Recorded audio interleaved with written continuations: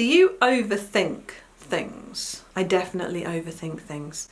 And today, of all the things to be able to overthink, I'm overthinking cuteness. Is what people actually want to see something that is an adorable suggestion of the thing as opposed to a more detailed image of the thing? I want my crochet toys to be cute, but I also want them to be realistic or give off an essence of the animal that I'm trying to create. And it is normally animals that I'm creating.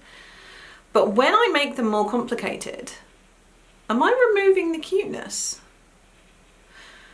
Today I want to show you a few examples of similar toys that I've made on either side of the complex to simple spectrum. And I'd be so interested to hear what you think of, out of the pairs, which ones are cute and which ones have I gone too far with trying to make them look more realistic, and has it taken something away when I add something in? Let's look at llamas and alpacas first, because I think that they're a really good comparison.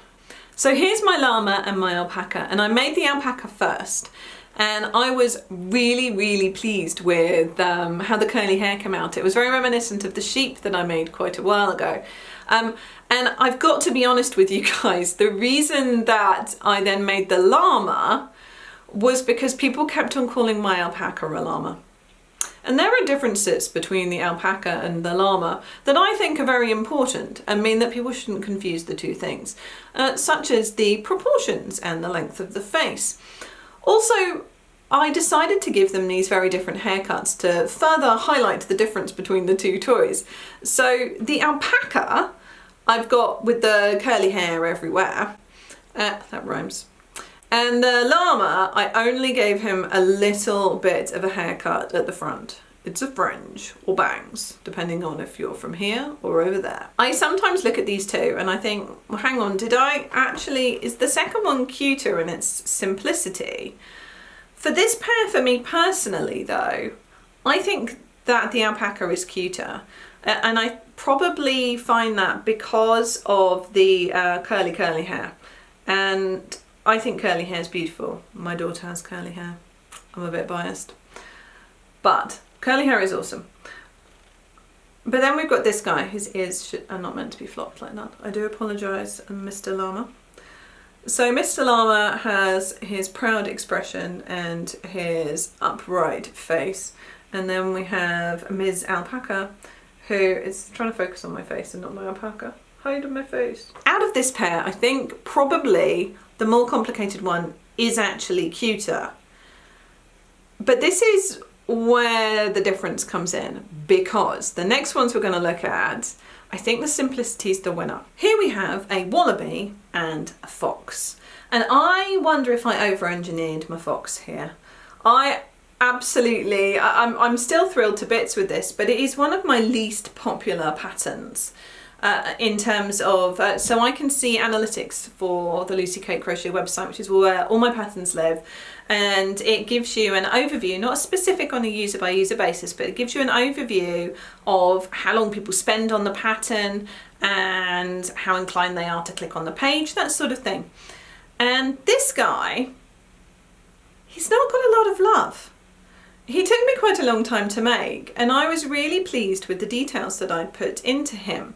He's got this nice separate white chest, he's got this integrated underneath his chin. I put the sort of outlining on the ears, the details on his feet. Honestly, you know, he's complicated, but I think he's really cute. But here is the wallaby, which has, okay, let's ignore the joey for a second. And maybe the joey is why it's been popular, but still. The wallaby is a very similar shape. What is happening with my hair? It's a disaster. This is an advert for not cutting your own hair, which is what I do. Don't try that at home. So the wallaby is a really similar thing to the fox.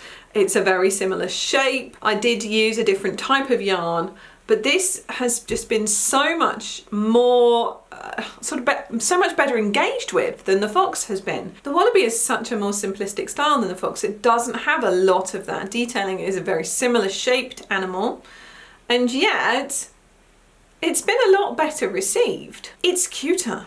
I mean, it's got bigger eyes, that does help. But complex, cute.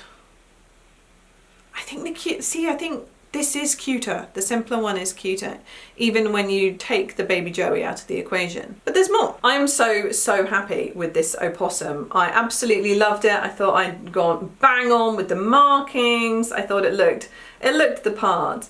And whilst sort of on a person by person basis, people have said very nice things about this insanely more simplistic guinea pig has been much better received. And again, maybe I'm conflating two different things, and it's because it's a more common, better known animal, so it's more instantly recognizable as that thing. I don't know. But this simple guinea pig is generally seemed to be deemed to be much more cute, more appealing than the complicated opossum. And in this case, you know, it's not big eyes in this case, because this is a much big googly eyes situation when compared with the little piggy. So again, which is cuter? People seem to think this one. I thought it would be this one. Is it too complicated?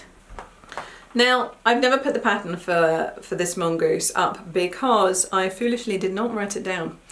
I made it in the car and I broke all my own rules and I never wrote it down, and I started to reverse engineer it, and I stopped because whilst I thought it was really cute, the few people that I showed it to in real life, real people if you will, rather than the pretend people of the internet, they didn't seem that keen.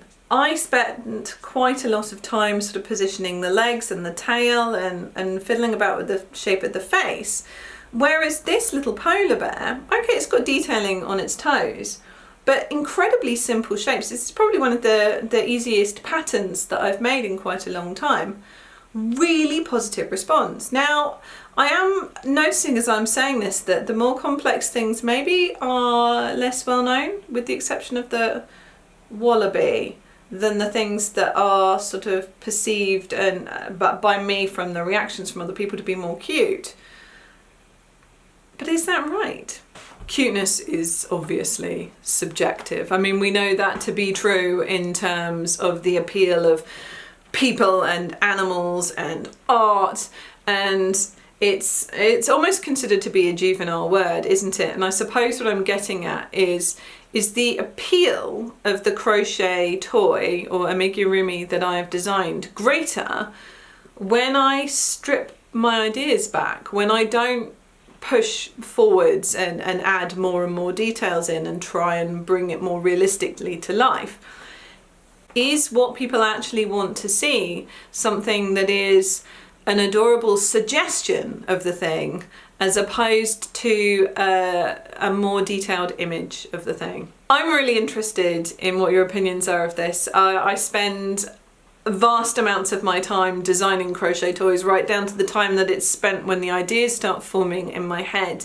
And whilst, you know, there's a certain point at which I'm always going to just design what I want to design, I do also want to make things that people are going to like, because ultimately that's what the patterns are for. The patterns are there. I want to give these patterns to you that I give on the website so that you make them, so that they make you smile, and then you can make the people that you know smile, and then I'll get to feel like I did a good thing and spread a tiny amount of happiness.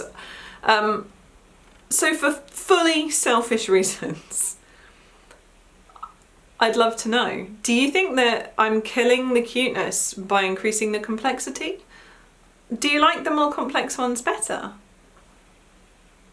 Please share your thoughts. I can't wait to hear them, and I'll chat to you in the comments below, and in the meantime, happy crocheting.